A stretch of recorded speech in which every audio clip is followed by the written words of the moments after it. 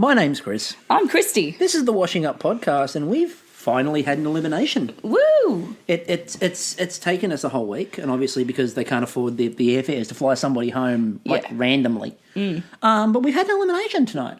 I was quite disappointed. You know why? Why? They had this perfect opportunity. Japanese game show time, you know? Yeah, they could have made them have to play for their right to stay in the competition. That would have been have brilliant. them run through with bowls of spaghetti through with the other contestants throwing things at them. Oh, I would have loved that. That would have been so much brilliant. fun. It's like steam this while holding it until you're the first one to drop it. That would have been so much fun. Yeah. I see now. That would have been perfect. You want to eliminate the weakest contestants. That's how you do it. Exactly. So what we had, we started off tonight. We'll start off with last night, obviously, which is one of the best challenges they've done. I really enjoyed it. The team challenge was quite fun. So you had. They broke into the teams of three, and obviously the worst performing team was going to elimination. The best performing team gets a special audience. Now, the one caveat with the special audience is we don't know who it's with. No. I'm really hoping it's Sakai. As you've been telling me for the past 48 hours. Well, I want it to be an own hours? chef. I mean, Chairman Kaga is not a real chef. But beyond that, I'd love it to be Sakai. But anyway. I want it to be Ponyo. He comes out with some Russian ham. Ponyo. Ramen and ham. Just, Ramen and ham from Ponyo. Yeah. So the teams were an interesting blend. You had Eloise. Yes. Diana and Carly.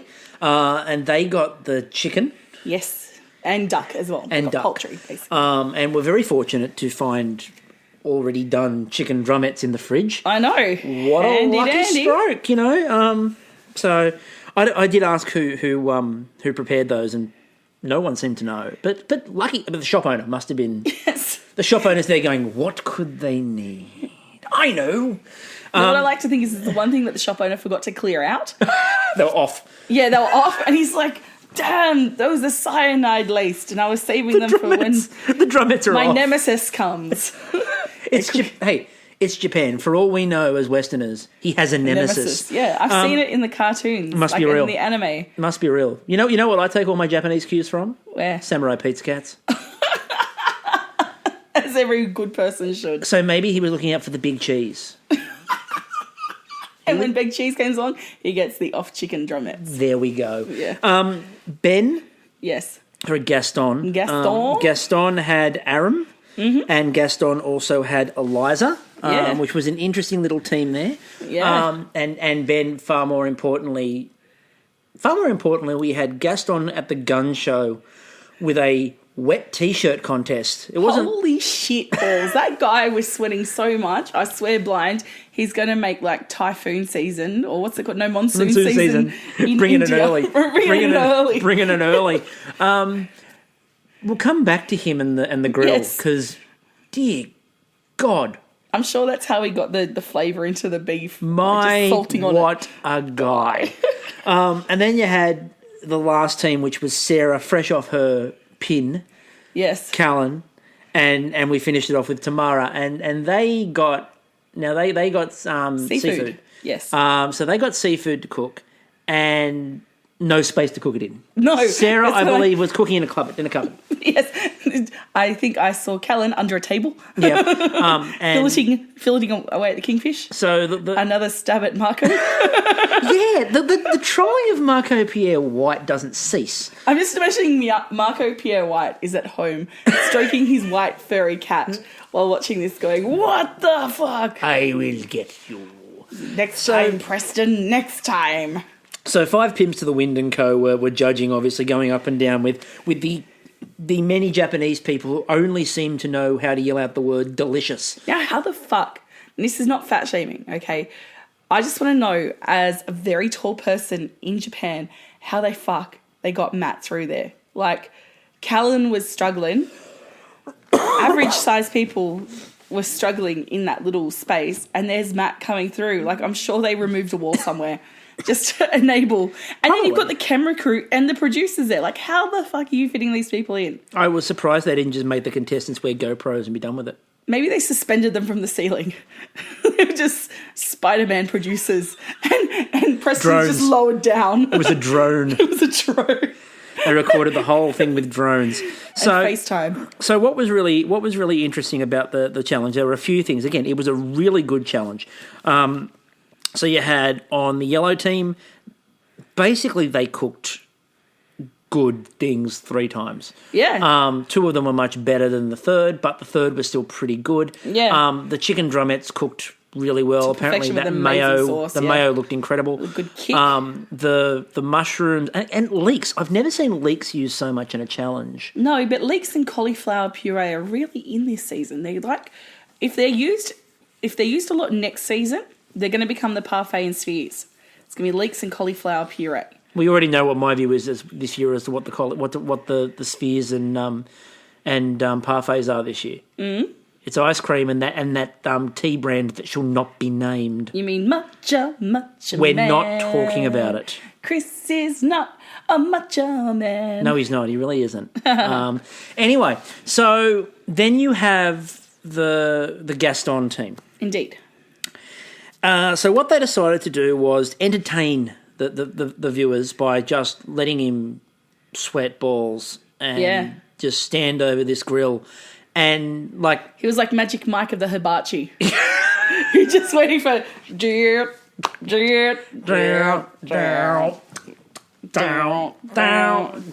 Come on and let's grill it on my hibachi. I'm sweating from everywhere. Grilling on my hibachi. So I think that was really, and it was popular. He was very popular. Oh, that dude at the end. It was the yellow team that had that happy dude. No, it was Ben at the start. It was Gaston at the start. Oh, okay. He turned up at the start and started yelling about how delicious everything was. Was it Oishi? And just sat there the whole night. Is it Oishi or Oishi? Oishi. So just sat there the whole night and just yelled. Oishi. And they're like, you can stay. Yeah. So you've got all of that took place. Eliza was... I think she was just handing the food out at that point. And telling Gary, no. Wasn't that fucking brilliant? Okay, so Eliza went from 2-1 up to 3-1 up, and she's won. It's like Eliza versus 2 judges now, not just 1. Yeah, and Eliza's now 3-1 up. Yeah. And it was just really firm too. What did Gary come in? Have you put the broth on? It was better you put the marinade onto the... That's right. Yeah. No, Gary. No, Gary. And then Aram, and again, being a fair-haired, fair-skinned person myself, forget sun. You put like any form of like warming rays near us, and we stay a mile away. And so start glowing. And like so what we found instead. Back to Fukushima again with you, Stefan. Crowbar, we've only got 3 more nights of this, 2 more nights of this. Well, this is the last one of the Japan podcast. Remember, they're back on Monday.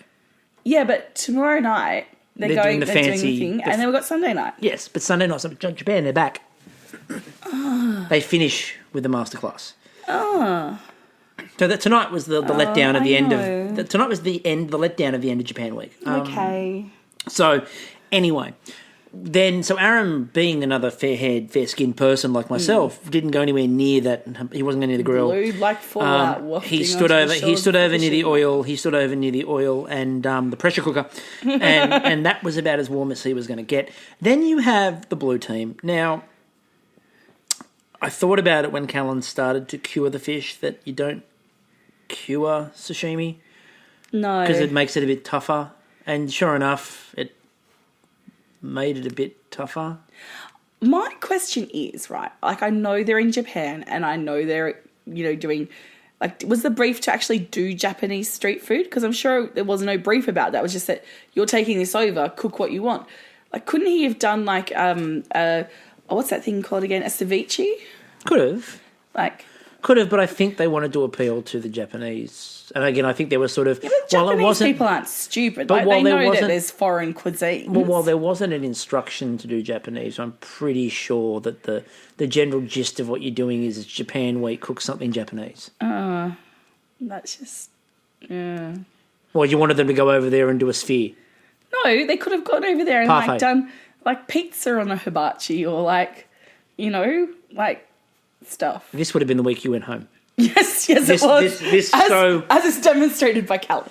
This would have been the week he went home. Yeah. So the blue team, Callan cured the fish that was then to be used for sashimi. That didn't work. I don't know what Tamara was doing. She was grilling leeks and No, I know what she was doing. Oh, you don't mean... It was leeks and corn. I don't know what she was doing by going, I can't... The skewering these isn't going to work. I know what I'll do. I'm just going to put them straight up on the grill. And they're all falling right through that for a start. Mm-hmm. Then she gives the corn to Sarah. So Sarah is already flat out with the prawns because she can't pre-do the prawns. She's got to do the prawns as she cooks them. So she's doing the black sesame coating. And the other hand is doing the corn, which leaves Tamara one thing. You had one job, Tamara, literally. Leeks.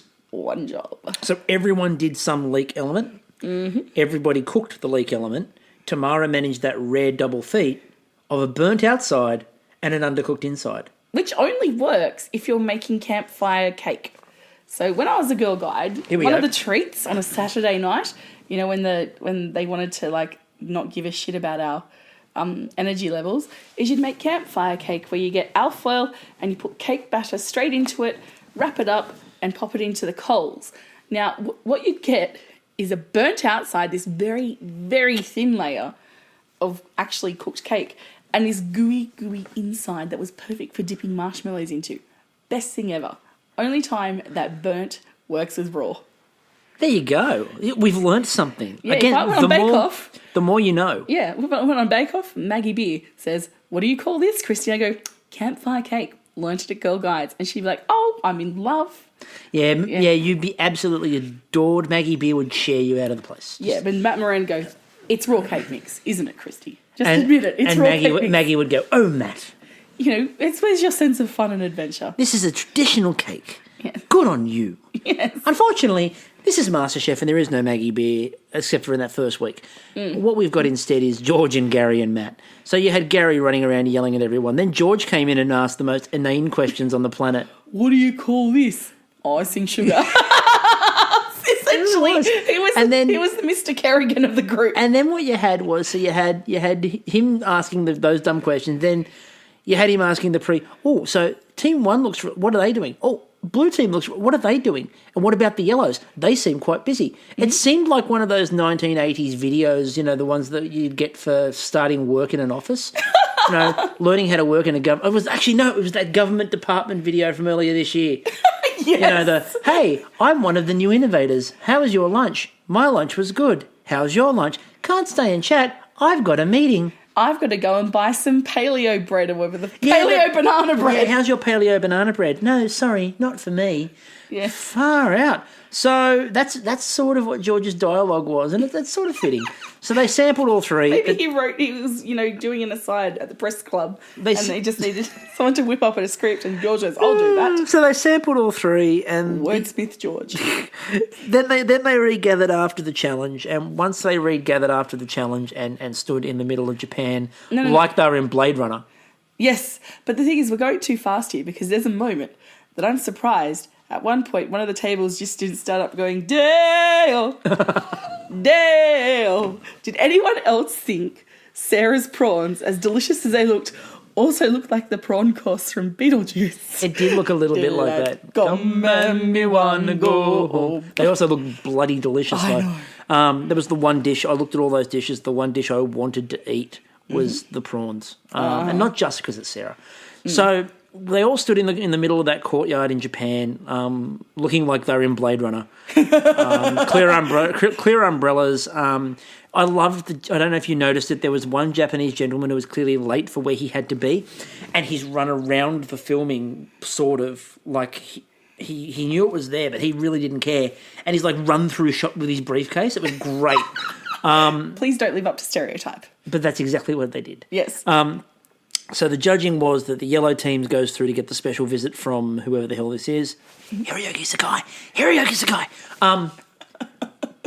Ben was safe simply because he sweated for the cause, which left the blue team at elimination and left Sarah with a decision on do I use this newly minted pin or not. Now, She's like, it's not even been 24 hours and I've got this. Well, my tweet last night was that Sarah looks around at the rest of her team and goes, "You just want me to use the pin, don't you?" Yeah, like, fuck you guys. You guys set all this shit up, didn't you?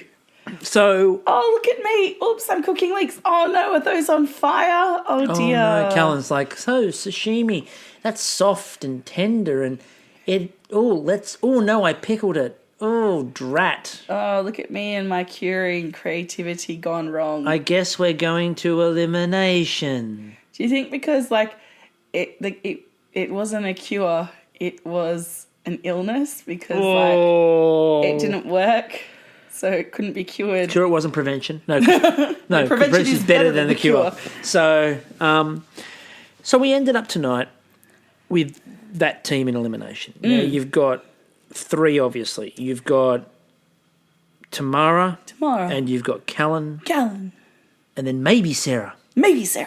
Now, we were out at the start, obviously. We watched it late tonight. And I was learning first aid. You were indeed. For about the 16th time in my life. Oh, no. I appear to have cut myself. Now, you know what I learnt tonight, okay? Oh, please, go for it.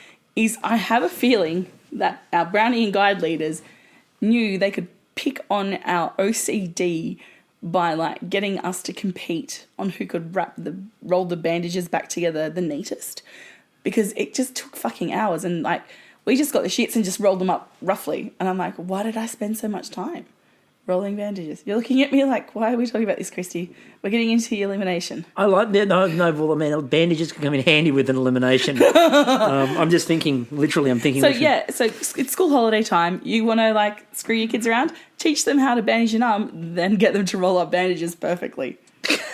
There's a whole hour gone for you. So, forgetting Mamma Mia, we've taken over her thing too, and we're not fat phobic, so, No. enjoy I'm that. not going to have Roxanne Gray come over and make her feel like shit. No, because, you're a human being. Roxanne Gray can come here and just party on me. Exactly. I like that. That'd be fun. Anyway, moving into the elimination, because we were out and I was checking social media going, okay, so Sarah's used a pin, what's happening in the challenge? And I checked my social media and they're like, Sarah cooks, and I went, I'm sure that social media is lying to me because surely Sarah's used the pin. No, she didn't. Now, I think it's fucking awesome. Now, good on you, Sarah. Okay, I've got two thoughts on this. First of all, wasn't it fun to see that a risk consultant used a chart? Yes. She made a mind map. She made a pros and cons chart to work out if she should use the pin or not. That's fantastic. Now, her rationale was sound. Her rationale was sound. She's been on fire. She's been cooking brilliantly. But my concern is that at this point, there's 2 things. First of all, Callan is beloved by the judges. First of all, true or false, whether you believe it's true or false, there is a somewhat impression in social media that Callan and Tamara are favoured of the judges. That's an impression. I'm not saying it's necessarily fact. I'm saying it's an impression that is out there. It's the impression that I get. It is the impression that I get. Thank you, Mighty Boss Tones. And so you're going into a challenge knowing that again, probably not knowing because you don't see how they've been presented. But if you had an idea about the way they've been presented, I think she possibly would have played the pin. Yeah. But obviously she went in confident in her own abilities, and she should be because it's Sarah. And Sarah's been the most consistent person in that kitchen. And again, we love Gaston here. My, what a guy. But Sarah's been from day one bloody awesome. Just brilliant. And you can't really fault anything she's done. No. So yeah, look, I'm up, and especially when they got to the judging, I was really upset with her. But you got to back yourself. Yeah, and I also think that if you really want to be like totally like cutthroat about it, you'd be like, okay, if I can't beat these 2 when I've been on fire all week, I don't deserve to be here. It is also embarrassing to go home with a pin, though. Now, they got 75 minutes for the challenge. Now, this led me to sort of think, I wonder if once you've left MasterChef, if you struggle to just cook, like, at your own pace. Because you just become ingrained in the idea of 60 minutes, 75 minutes, 50 minutes. So, we should put to Elena. Like, just, hey, Elena, now that you're out of the MasterChef zone and, you know, coming to the point where you'll no longer be the former winner. Well, she'll still be a former winner. Yeah. She'll still be, okay, so not last year's winner. The most recent winner, yeah. Be like, you know, you'll be the 2016 MasterChef winner. And going, so how do you do with the timing these days? Because it'd be interesting to know. Because, I mean, what, if you're suddenly cooking something with more things in them, do you... So say you've got like 9 ingredients, do you suddenly take 20 minutes off because that's what you've been conditioned to do? Cooking with more, so you've got less time? Or do you set up 2 sets of ingredients and go, no, I can either cook with these or cook with those, but I can't cook with both? Mum, can we have some vegetables and some meat? No, it's either protein or veg. Yeah. You know, don't get to have both of them in the same dish, guys. Now, let's go through what they decided to make. So Tamara decided to make dumplings. Yeah. Can't fault that. And she sort of laid the family story in preparation just in case. No. But the thing I know was, they asked for it. It was about, you know, taking your past and showing us your future in one plate. I know that's what it was about. But what I'm saying was that she really was laying some road down just in case she needed to cry about my husband and I make this all the time. She was laying some road. Well, you've got to have a motivation. You can't just break down in tears. I'm not criticising her for it because, as I said, Sarah used it to her advantage the other day. You know, quite effectively. Yeah. Callan, we'll come back to Callan. We'll do Sarah, we'll come back to Callan. Yeah. All right, so Sarah made Steamboat. Now, my personal favourite Steamboat is Ricky the Dragon. I thought you were going to say Willy. No, not Steamboat Willie. My favourite is Ricky the Dragon Steamboat. Hey, WWF 1980s fans out there. Former Intercontinental Champion, Ricky the Dragon Steamboat. Yours was Steamboat Willie. Yes, I just imagined her, you know, putting some mice in it and just singing as she's spinning a paddle. So, my question that I had about Sarah's dish was, am I a hypocrite for criticising ice cream every 2.5 minutes when Sarah's cooked pork belly every 2.5 minutes? Now, my answer was, you better believe I am, and I don't care.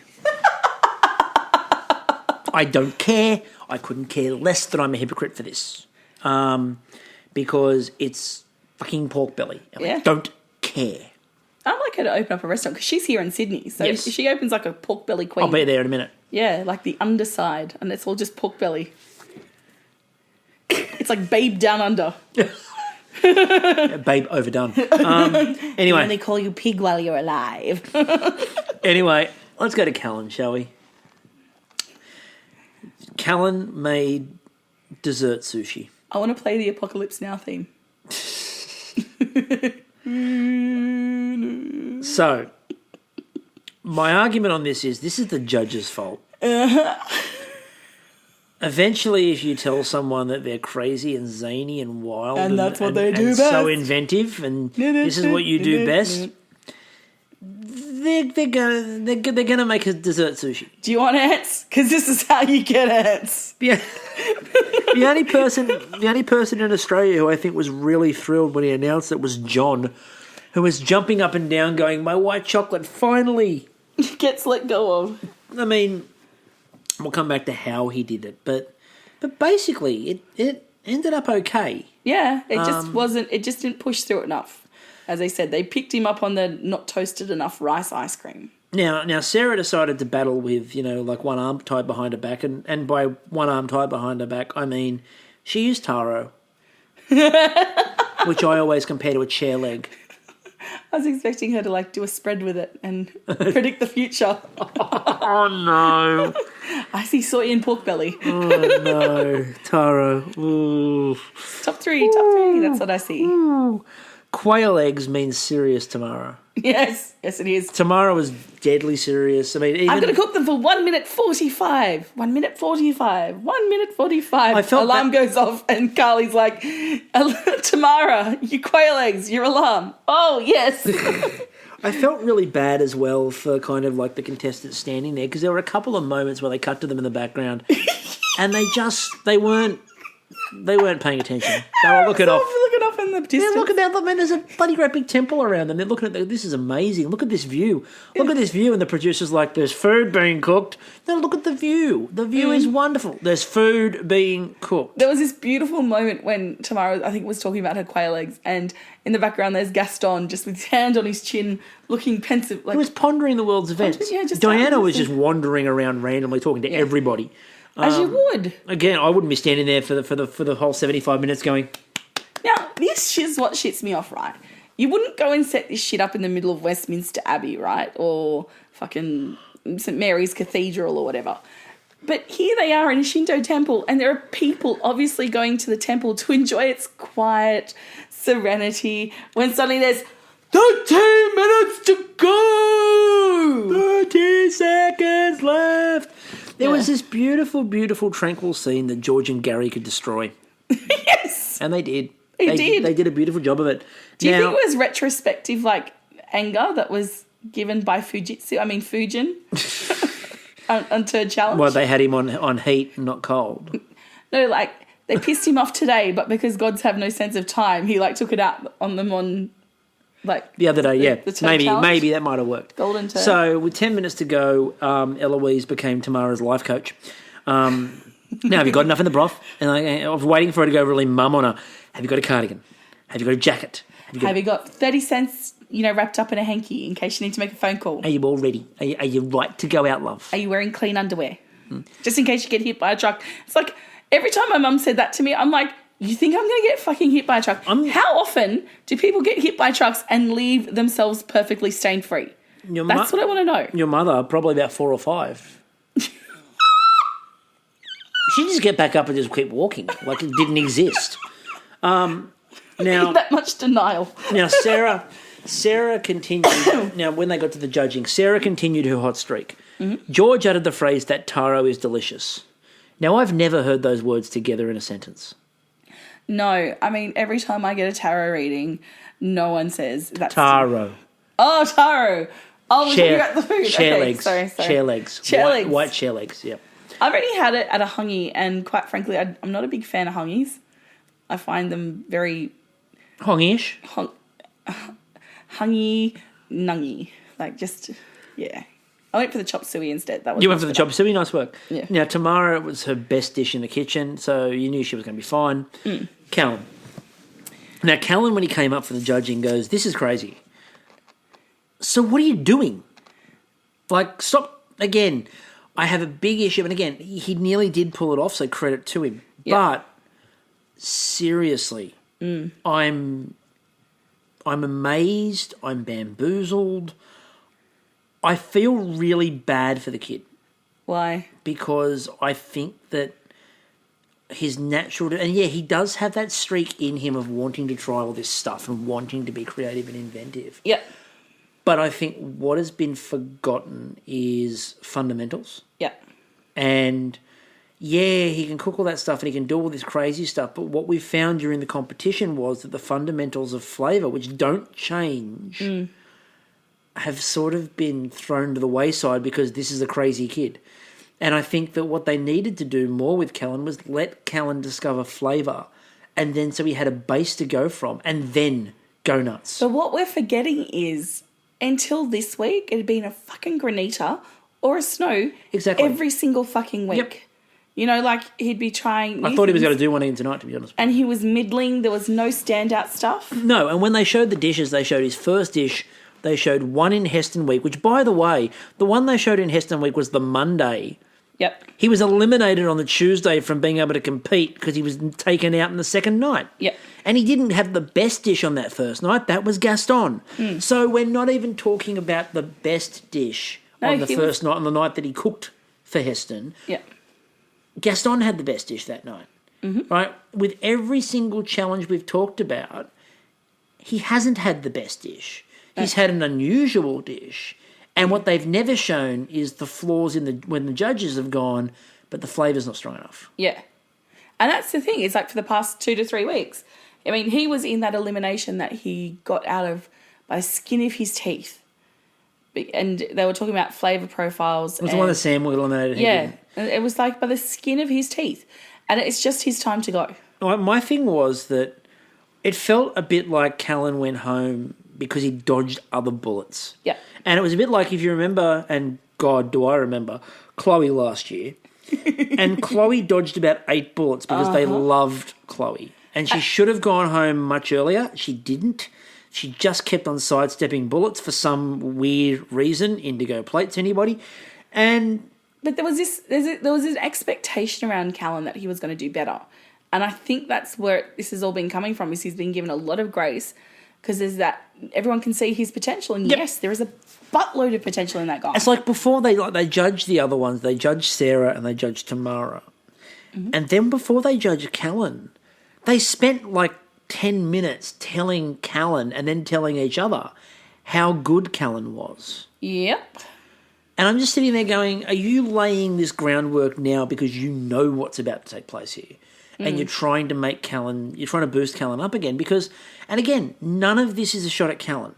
Not a single thing of what we're saying here is a shot at Callan. No, because we recognise he's got the potential and he's got a lot of talent, but there's a maturity and there's experience that's needed. And the judges haven't helped. In fact, what they've actually done is probably contribute to him going home. Yeah. Because if his fundamentals had been a bit stronger, which he could have been developing while he was coming up with new ways to do Granita. But no one pulled him up on that. No, they kept on saying, oh, that Granita, great idea. Yeah, and instead of going, oh, well, a Granita, how many times have we seen Granita from you, Callan? Just little subtle, what they do all the hints. time. Yeah, you do that all the time. Yeah. Maybe we can do something different with that. Maybe. Just putting it out there. I mean, just, if you take Eloise, for example, okay? For the first 4 to 5 weeks, it was all fucking whiskey all fucking time, which is great because she's got a dream and I'm back in Eloise's dream, right? Oh, I'm loving that whiskey bar. Yeah, and dessert. You get both in one. I'm happy with the whiskey. Okay, so she's recognised, okay, I need to back off using whiskey to actually show my skill and my talent and stretch myself. And Callan just didn't pick up on that. Yeah. And I think that's sort of where he was sort of let down a little bit. And again, and it wasn't that I thought he deserved to beat Sarah tonight. I didn't think he deserved to beat Sarah. If you look at the judging, yeah, they said Tamara's was the best dish, but they could not find a fault with Sarah's either. Absolutely. And there were faults with his, so he deserved to go home on this. But what I'm saying is that it kind of felt like when they went into this challenge, he was going to need to produce the cook of his life to get out of this one. And this is the thing, what Tamara did, where she said, I cook dumplings all the time. This is what I have at home. These have to be the best goddamn dumplings I've ever cooked. Yep. And she made it that way. She went, okay, starting with the dumplings, what else do I need? I need some texture. I'm going to do this crispy chicken skin. I need a kick-ass broth. And I'm going to... Crispy chicken skin, by the way, that's becoming the trope of this year. I'm loving it. I like pork belly. It's like pork belly. You saw Gary just start to salivate more than Pavlov's dog as soon as he's seen crispy chicken skin. Yeah. And then she's gone, I'm going to add something that I've learnt this week, and that's, adding the soy egg that she, from the ramen. So, and she did it all, and she did it all perfectly. And that's what she said, I have to execute this perfectly. And I think that it was good to see 3 dishes that were good. Mm-hmm. And it was just nice for a change. There wasn't a complete disaster. No one's dish blew up. There was no... picking between the 2 worst. It was picking between 2 good dishes. A great one, a good one, a great one, a really great one, a great one, and a good one. Yeah. And that was sort of the way I sort of looked at them. Mm. So that's kind of it for this episode, except Sarah. Yes. Don't do that to me again. Don't listen to Chris. Back yourself, Sarah. Good job, Sarah. Risk-taking is fine. Sarah. When you're on fire, fucking do it. Sarah, don't do this again. But you've got that pin now, Sarah. She's got it up her sleeve just in case. No, it's on a lapel. Okay. She's got it on her lapel, ready to go in case she ends up in some kind of elimination where only one person is spared the ability to compete for elimination. Wait till we get to the challenge where there's 3 of them, an elimination where there's 3 of them, and it's her and Carly and someone else, and she plays the immunity pin. And Carly plays that time pin that she's got. Oh. Wait till that happens. I'm calling it. A pin off. It'll be a pin off. And with that in mind, my name's been Chris. I've been Christy. And we will catch you all later. Konnichiwa, bitches.